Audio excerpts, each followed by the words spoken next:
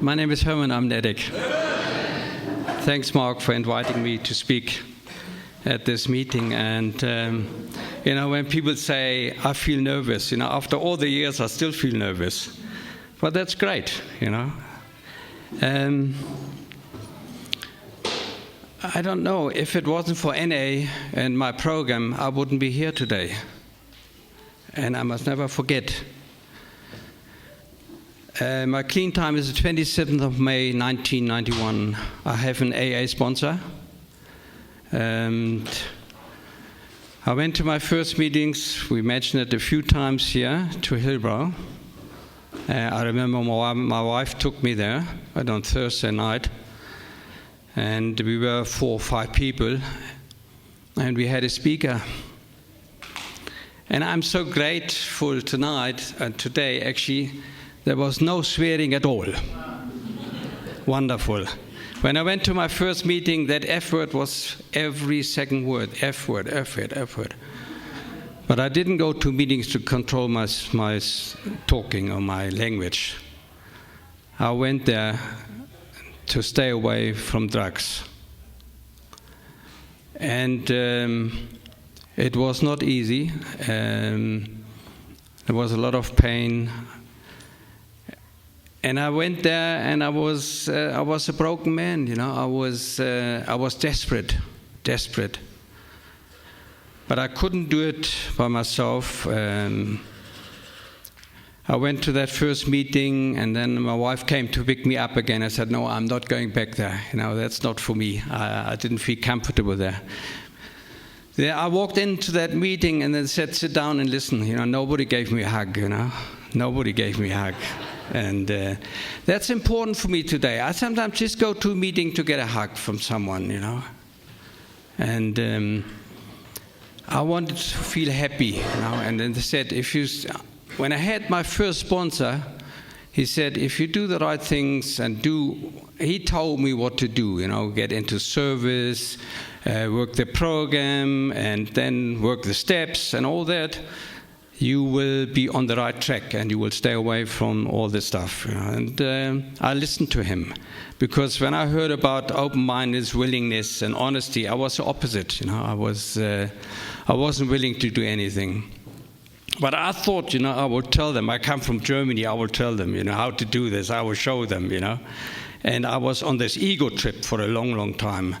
And that sponsor always said, you got to get rid of your ego and replace it. I said, what do you mean replace it? You replace it with your higher power. And I tried that. That's the second step. And my first taste of the fellowship I actually had in AA in 1983. And I didn't find it necessary to pick up another drink. But I had another drug problem, And so we always say we got to abstain from all drugs in order to recover. So in 1991, I booked myself into the rehab, and nobody chased me there, nobody took me there. I booked myself into rehab. And I was in there for 5 weeks. And I heard it here earlier on, I didn't sleep for 2 weeks or 3 weeks. I didn't sleep for 6 months. I didn't sleep, and I didn't die, I thought it will come back. The natural sleep will come back. And it did come back. Anyway, when I left that rehab, when I was in rehab, I felt good. I felt safe there, and I had a good, nice therapist, and I felt good.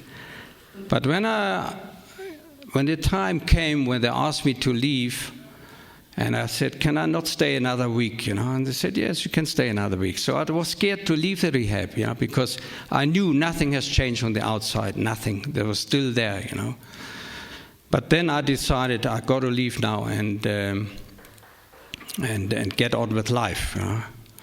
And I mustn't forget something. When I went to this meeting in Hillbrow, there was a lot of fighting, a lot of arguments. And then I decided to, at my furniture factory, I will make a suggestion box.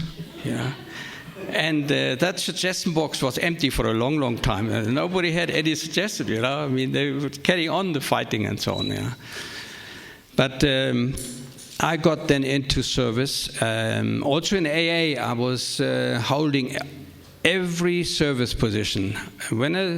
Also at that rehab for 7 years, every Tuesday I went out there and we were holding a meeting for 7 years. That kept me clean. We always said, it keeps you clean, but it also improved my recovery. I battled for a long, long time too. I didn't understand this whole program, and my very first sponsor, he took me to meetings, and he took me to meetings. And when we came home from meetings, we sat in his little house in Bass Valley, and we worked the steps. We got hold of the big book, and we went through the steps and the program and all that, And sometimes I come home 1, 2 o'clock in the morning, and then I nearly got divorced. I said, but I said to my wife, I want to do this, what other people suggested to do, And by the way, my family decided to go on holiday a week ago, and they said, can you come along? I said, no, I can't really, because I've been invited for a mini convention, and they asked me to speak. There was silence for a few minutes, but then it was accepted, There was no more argument, because they know that I need these meetings and I need to be here.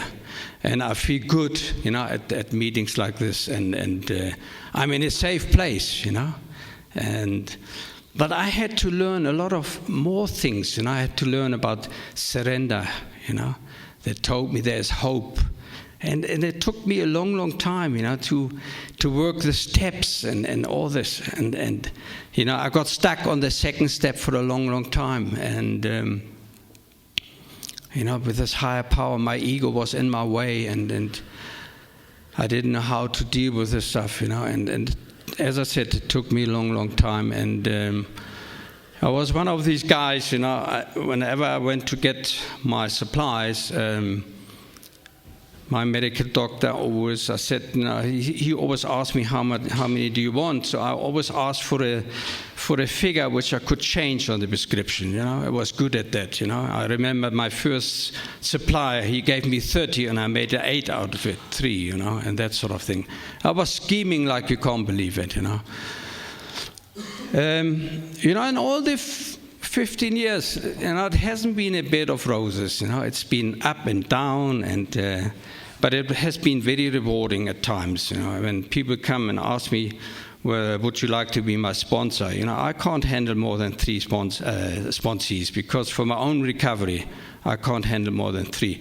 So when I have my first sponsor died, and I told my second sponsor, also an AA sponsor, he's 38 years sober, and 38 years in the fellowship, he always said, you can handle 3, I can't even handle 1, So, but this NA has saved my life. NA has saved my life, and I take it very serious when I go to meetings, and very seldom that I say no. When somebody phones me up and says, can you please come and pick me up and take me to a meeting, I'm willing to do this, because when I came in and people helped me along, and I must never forget what this fellowship has done for me, and I just love the fellowship, I love the people in NA, and in all the years in my active addiction, there are a few years missing. I can't remember, and when I cleaned up, I didn't know who this woman was next to me in my bed. It was my wife, I couldn't, that drug, what I was on, it did everything for me, I have a family today, and they love me, and I love my family, and I have a little granddaughter, and she's, sometimes when my daughter said, will you watch Jordan, they leave Jordan with me. Can you imagine if I would be in active addiction, you would never leave my granddaughter with me, and this last year has been difficult. I lost my brother-in-law and my business partner. We worked together for 34 years, and it's been a tough year, and we sold the business, and I had to now work with other people, and you know what, if it wasn't for the program, I would never have managed. I must never forget what this fellowship has done for me, and really, and God is with me, and God is with us here in this room right now. And you know what? if God chases you out of these rooms, the word God, then the drugs will bring you back. And I believe that really. And I have, I have a good life today. I get up in the morning and I surrender. And I use a lot of this positive mental attitude, that even when it's very difficult at times, I'm not scared of anything. I know that my higher power is always with me. And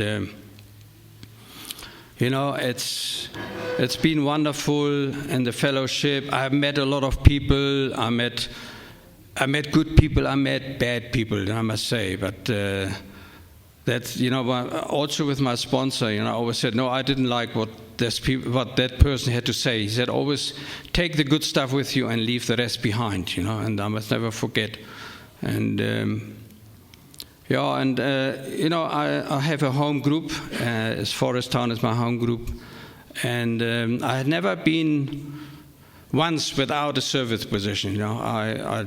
I got to give something back what I got from the fellowship. And if there are so many meetings at that time, we spoke about it, about 2 or 3 meetings a week. And a lot of these old timers, we don't see them anymore. And let's also not forget tonight those people who are not with us anymore. And I've seen people relapse and have died, and that's how serious this whole addiction is. And that's about all I have to say. When I like to say, Bridget, thank you very much for your kind words. I had tears in my eyes, to remind the olden days. It's wonderful. I remember in 1994, the first convention. There were guys in a suit and a tie, and when I got up this morning, I thought maybe I should put on a suit and a tie, And they're not with us, they're not doing any service at all. But last night, my addiction came back, and when after the game, I just grabbed my German flag and I went onto the entry in my combi and the German flag out there, And I was racing, and I thought, you stupid, man, what are you doing, But in the meantime, I was so excited about this whole thing.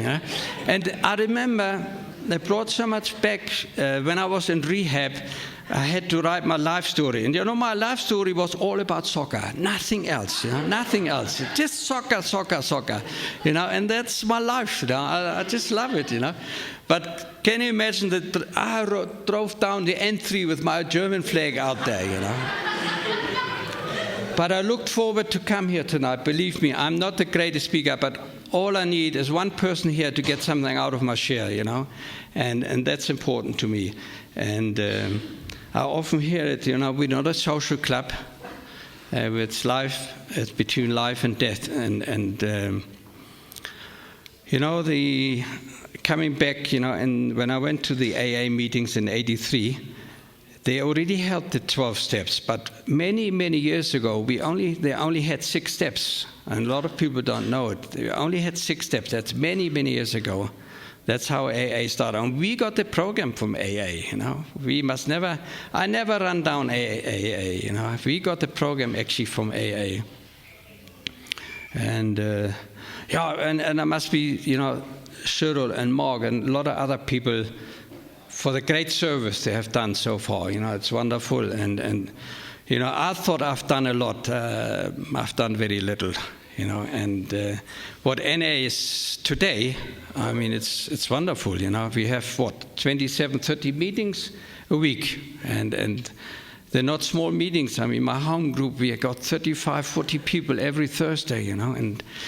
And I got to work the steps. When I come home tonight, I must look at the 10th step again. How was my day? Was I happy? Do I need to make amends to people? And that sort of thing. And I still find it difficult to make amends to, I don't know. Sometimes I don't want to say sorry to somebody. I found it difficult at times. And when I was on my own now, when my brother-in-law died. I was cheating in business and I was lying, and I didn't feel great about it. I didn't feel good, but I had to do it to stay in business, And I often phoned up. My sponsor lives now in the Cape, and then I phone him up and say, what do you think I should do here? And I get some advice. And that's what the fellowship is all about, And, it's always, I very seldom miss a meeting, when I go to my home group, I feel great and I feel in a safe place. Thank you for listening. Let me share from. Thank you.